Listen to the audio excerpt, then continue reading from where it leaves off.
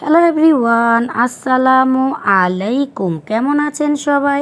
আশা করি ভালো আছেন। আলহামদুলিল্লাহ, আমরাও ভালো আছি। আজ আপনাদের সামনে মজাদার এক রেসিপি নিয়ে আবারও হাজির হয়ে গেছি। সেটা হলো কাঁচা আলু দিয়ে এক মজাদার ফ্রেঞ্চ ফ্রাই রান্না করে আজ আমি আপনাদের দেখাবো। একদম ঘরোয়া পদ্ধতিতে মজাদার এই ফ্রেঞ্চ ফ্রাইটা আপনারা কিভাবে ঘরে বসে তৈরি করে নেবেন সেটাই আজ আমি আপনাদের সাথে শেয়ার করব। এখানে আমি 4টি লাল আলু নিয়ে নিয়েছি। যেহেতু ফ্যামিলি সবার জন্যই বানাবো নাস্তাটা, তাই আলুর পরিমাণটা আমি একটু বেশি নিয়ে নিচ্ছি।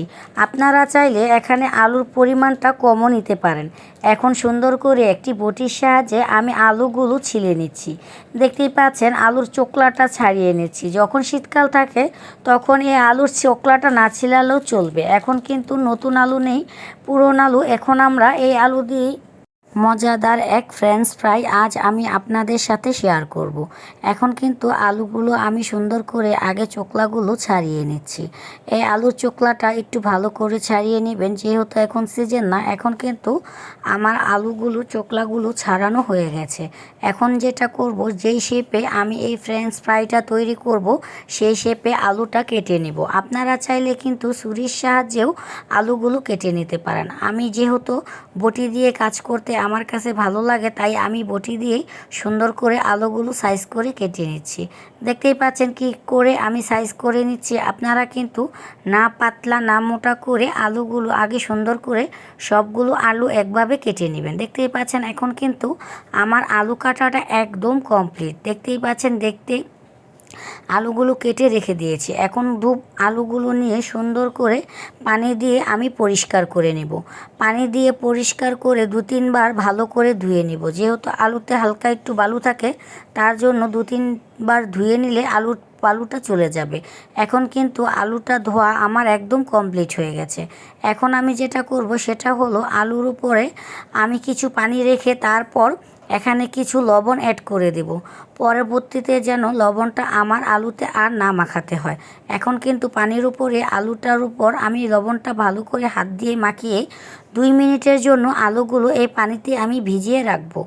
আমার কিন্তু আলুটা ভিজানো 2 মিনিট হয়ে গেছে। এখন একটি চালনির সাহায্যে আলুগুলো ঝাঁকিয়ে ঝাঁকিয়ে, যাতে আলুর গায়ে পানিটা না থাকে, ওই পরিমাণ ঝাঁকিয়ে ঝাঁকিয়ে তারপর একটি চালনির উপরে রেখে দেব। সবগুলো আলু একসাথে রেখে এটাকে আমি কিছুক্ষণ এভাবে রেখে দিব, যাতে আলুর উপরে যে পানিটা আছে ওই পানিটা যেন ঝরে যায়। এই ফাঁকে চলুন আমরা ডোটা তৈরি করে নিই। এখানে আমি 1 কাপ আটা নিয়ে নিয়েছি। আপনারা চাইলে এখানে ময়দাটাও ইউজ করতে পারবেন, এটা হলো অপশনাল। এখন আমি এখানে পরিমাণ মতো লবণটা দিয়ে দিব। লবণটা দিয়ে তারপর এখানে দিয়ে দিব 1 চামচ আদা রসুন বাটা। তারপর দিয়ে দিব আবার দিয়ে দিলাম 1 চামচ গরম মশলা বাটা। যেহেতু আমি মশলাগুলো সব বেটে রাখি, তাই জন্য আমি বাটা মশলাটা ব্যবহার করছি। আপনারা চাইলে এখানে কিন্তু ফাঁকি মশলাটাও ব্যবহার করতে পারবেন। এখন দিয়ে দিলাম 1 চামচ জিরার ফাঁকি। তারপর দেখতেই পাচ্ছেন এখানে একটি ম্যাগি মশলা আমি নিয়ে নিয়েছি। এই ম্যাগি মশলাটা যে কোনো দোকানেই আপনি পেয়ে যাবেন। এই ম্যাগি মশলাটা পুরাটাই আমি এই ডোতে দিয়ে দিব। এখন ম্যাগি মশলাটা ছিঁড়ে তার উপরে আমি সব কিছু একসাথে দিয়ে দিচ্ছি। দেখতেই পাচ্ছেন এই ম্যাগি মশলাটা এই ডোটার কালারটা চেঞ্জ করবে, আর এই ফ্রেঞ্চ ফ্রাইটা খেতে ভীষণ মজাদার করে তুলবে। এই ম্যাগি নুডলসের মশলাটা আপনারা কিন্তু যে কোনো দোকান থেকেই পেয়ে যাবেন। এখানে আমি 1 চামচের মতো বেকিং পাউডার বা খাবার সোডা যেটা বলে ওইটা দিয়ে দিচ্ছি। তারপর দিয়ে দিচ্ছি একটা ডিম ভেঙে। তারপর সব কিছু উপকরণ একসাথে আমি সুন্দর করে মিলিয়ে নিব। দেখতেই পাচ্ছেন আগে কিন্তু সব কিছুর সাথে ডিমটা আমি মিলিয়ে নিব, তারপর এখানে পানি ব্যবহার করব। আগে কিন্তু আপনারা ভুলেও পানিটা দিয়ে দিবেন না, তারপর কিন্তু আপনার ডোটা নষ্ট হয়ে যাওয়ার সম্ভাবনা থাকবে। এইভাবে অল্প অল্প করে পানি নিয়ে চামিচ দিয়ে ডোটাকে সুন্দর করে মিলিয়ে নেবেন। যতক্ষণ সময় ধরে এটাকে মিলিয়ে নেবেন ততই ডোটা কিন্তু সুন্দর হবে, কারণ এর মাঝে অনেক রকম মশলা ব্যবহার করেছেন। তার জন্য এই মশলা ব্যবহার করার জন্য আপনারা যত ডোটাকে সব কিছুর সাথে মিলিয়ে নেবেন, সব কিছু একসাথে মিলিয়ে নিয়ে তারপর যখন আলুর এই ফ্রেঞ্চ ফ্রাইটা খেতে আরও বেশি মজাদার হবে। যত ডোটা সুন্দর করবেন তখন এটি তৈরি করতেও আপনার কাছে একদম ইজি হয়ে যাবে। আর আমি আপনাদের দেখিয়ে দিচ্ছি কি পরিমাণ অল্প অল্প করে পানি নিয়ে আমি ডোটা তৈরি করছি। আর এই ডোটা তৈরি করতে মোট আমার কতটুকু পানি লেগেছে আমি ডোটা কমপ্লিট করে সেটাও আপনাদের বলে দেব, যাতে আপনাদের বুঝতে সুবিধা হয় আর আপনারা ডোটা করতেও সুবিধা হয়। এখন কিন্তু আমি ডোটাকে অবনত নাড়তেই আসি, যাতে সব মশলার সাথে ময়দাগুলো বা আটাগুলো মিশিয়ে যায়। আপনারা এখানে আটাও ব্যবহার করতে পারবেন, চাইলে ময়দাও ব্যবহার করতে পারবেন। আপনাদের ইচ্ছে মতো আপনারা ডোটা করে নেবেন। আপনাদের মন চাইলে যেটা দিয়ে করতে আপনাদের ব্যাটার মনে হয় ওইটা দিয়েই আপনারা এই ডোটা তৈরি করতে পারবেন। আর এটাকে কিন্তু অনেকটাই ঘনত্ব তৈরি করে এই ব্যাটারটা করতে হবে। দেখতেই পাচ্ছেন আমি কতটা ঘনত্ব করে ব্যাটারটা তৈরি করেছি, একটি চামিচের সাহায্যে কিন্তু আপনাদের দেখিয়ে দিচ্ছি। এখন একটি শুকনা প্লেটে আমি আরও কিছু ময়দা নিয়ে নিয়েছি। ময়দাগুলোকে নিয়ে নেওয়ার কারণ হলো সেটাও আমি আপনাদের সাথে শেয়ার করব। দেখতেই পাচ্ছেন শুকনো ময়দাগুলো রেখে আমি চুলাতে একটি প্যান বসিয়ে দিয়েছি। চুলাতে প্যান দিয়ে তারপর বেশি করে তেল দিয়ে তারপর চুলাটা মিডিয়াম আঁচে রেখে দিয়েছি। এখন আমি যেটা করব সেটাও আপনাদের সাথে শেয়ার করব। এখানে তেলটা গরম হতে থাকুক, চলুন আমরা কি করে ফ্রেঞ্চ ফ্রাইটা তৈরি করি সেটা আপনাদের দেখিয়ে দিই। এখন কিন্তু ওই বাটির ভিতরে আমি আলুগুলো চবিয়ে দিচ্ছি। যে বাটিতে আমি ডোটা তৈরি করেছি ওই বাটিতে আলুগুলো চুবিয়ে তারপর একটি চামিচের সাহায্যে কিন্তু আমি প্লেটে রাখা ময়দার উপর এই ফ্রেঞ্চ ফ্রাইটা রেখে দিব। এখন রেখে দিয়ে যেটা করতে হবে যেটা হলো এই ফ্রেঞ্চ ফ্রাইয়ের প্রথম কাজ সেটা আপনাদের দেখিয়ে দিচ্ছি। এখন কিন্তু ওই ডোয়ের উপরে আর আলুর উপরে আমি ময়দাগুলো হাত দিয়ে ছড়িয়ে ছড়িয়ে দিচ্ছি আর হালকা হালকা চাপ দিয়ে আলতো হাতে তারপরে কাজটা করছি। আপনারা কিন্তু জোরে চাপ দিতে যাবেন না, তাহলে আমরা যে ডিজাইনটা করছি ওই ডিজাইনটাও হবে না আর এই শেপটাও আপনার ফ্রেঞ্চ ফ্রাইয়ে আসবে না। এখন কিন্তু আপনাকে এই কাজটা করতে হবে ধৈর্য সহকারে আর অল্প সময়ে তারপরে করতে হবে। আর আস্তে আস্তে হাতে ময়দা লাগিয়ে লাগিয়ে চাপ দিতে হবে, না হলে কিন্তু আপনার এই ফ্রেঞ্চ ফ্রাইটা নষ্ট হয়ে যাবে আর আপনি যে ডিজাইনটা করতে চাবেন ওই ডিজাইনটা তৈরি করতে পারবেন না। আপনাদের বোঝার স্বার্থে আমি দেখিয়ে দিচ্ছি কিভাবে তৈরি করবেন। এখানে কিন্তু একটি ফ্রেঞ্চ ফ্রাই আমার তৈরি হয়ে গেছে। পরবর্তীতে আমি আরেকটি আলু ফ্রেঞ্চ ফ্রাই তৈরি করার জন্য সেটাও আপনাদের দেখিয়ে দিচ্ছি। আমি কিন্তু অল্প অল্প করে ময়দা নিচ্ছি আর হালকা হালকা করে চাপ দিচ্ছি। আপনারা আবার জোরে চাপ দিতে যাবেন না, তাহলে কিন্তু এই ফ্রেঞ্চ ফ্রাইয়ের উপরে যে ডিজাইনটা আপনারা করতে চাবেন ওই ডিজাইনটা করতে পারবেন না। আস্তে আস্তে আলতো হাতে আস্তে আস্তে চাপ দিবেন আর ময়দাগুলো উপরে লাগিয়ে দিবেন।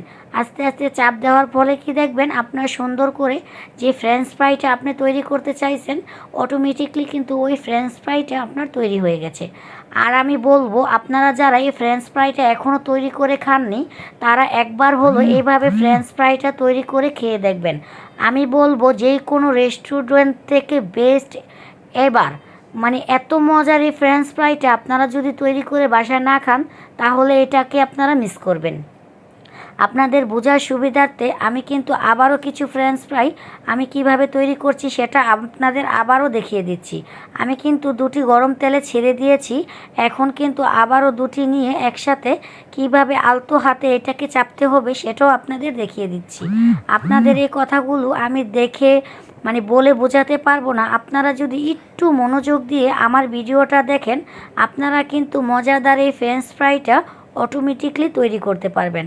আপনাদের বোঝাতে আমি কিন্তু আবারও এই ফ্রেঞ্চ ফ্রাইটা কিভাবে তৈরি করছি সেটা আপনাদের দেখিয়ে দিচ্ছি আর আলতো হাতেও চাপ দিচ্ছি সেটাও দেখিয়ে দিচ্ছি। আপনারা যেন অটোমেটিকলি এই ফ্রেঞ্চ ফ্রাইটা বাসায় করে খেতে পারেন। মজাদার আলুর এই ফ্রেঞ্চ ফ্রাইটা যখন আপনি তৈরি করে কোনো মেহমানের কাছে নিয়ে যাবেন এরা বুঝতেই পারবে না আপনি কি চিকেন দিয়ে এটা বানিয়েছেন না আলু দিয়ে বানিয়েছেন। এরা আপনাকে শুধু খাবে আর খালি তারিফ করবে। যখন আপনি বলবেন যে একটি কাঁচা আলুর সাহায্যে আমি মজাদার এই ফ্রেঞ্চ ফ্রাইটা তৈরি করেছি, আমার বিশ্বাস কেউ এই কথাটা বিশ্বাস করতে চাইবে না। কারণ আমি প্রথমবার যখন এটা বানিয়েছি আমার বাচ্চারা খেয়ে বলছে যে আম্মু এটা তো চিকেন দিয়ে বানিয়েছো, খেতে খুব মজাদার হয়েছে। যখন আমি রেসিপিটা এডিট করতে গেছিলাম তখন আমার ছেলে দেখে হাসতে হাসতে বলছে আম্মু তুমি আমাকে বলোনি কেন এত মজার ফ্রেঞ্চ ফ্রাইটা এইভাবে তৈরি করেছো। আমি কিন্তু তখন তাকে কিছুই বলিনি। এখন শুধু এডিট করার সময় আমার ছেলে এটাকে দেখে বলতেছে, আম্মু এত মজার ফ্রেঞ্চ ফ্রাই আর কখনো কোনো দিন কোনো দোকান থেকে এটা কিনে খাবো না। এখন আমি দুটি সুন্দর কালার হয়ে চলে এসেছে। ফার্স্ট আমি যে দুইটি আগে দিয়েছিলাম এই দুইটির কালার কিন্তু অনেক সুন্দর হয়ে গেছে, মানে ভাজাটা একদম কমপ্লিট হয়ে গেছে। দেখতেই পাচ্ছেন ফ্রেঞ্চ ফ্রাইয়ের কালারগুলো যে কত সুন্দর, দেখেই মাশাআল্লাহ মনটা ভরে যাচ্ছে। এভাবেই কিন্তু আমি সবটি ফ্রেঞ্চ ফ্রাই কিন্তু এখন আমার ভাজা কমপ্লিট। আমি সেম কোয়ালিটিতেই কিন্তু সব কয়টা ফ্রেঞ্চ ফ্রাই ভেজে নিয়েছি। দেখতেই পাচ্ছেন আমার কিন্তু ফ্রেঞ্চ ফ্রাইগুলো ভাজতে বেশি সময় লাগেনি, আর অল্প সময়ে আমাদের ফ্যামিলি সবারই কিন্তু বিকেলের নাস্তাটা ভরপুর হয়ে গেছে। মজাদার এই ফ্রেঞ্চ ফ্রাইটা যদি আপনারা তৈরি করতে চান তাহলে আমার ভিডিওটা না টেনে ফুল ভিডিওটা দেখে যাবেন।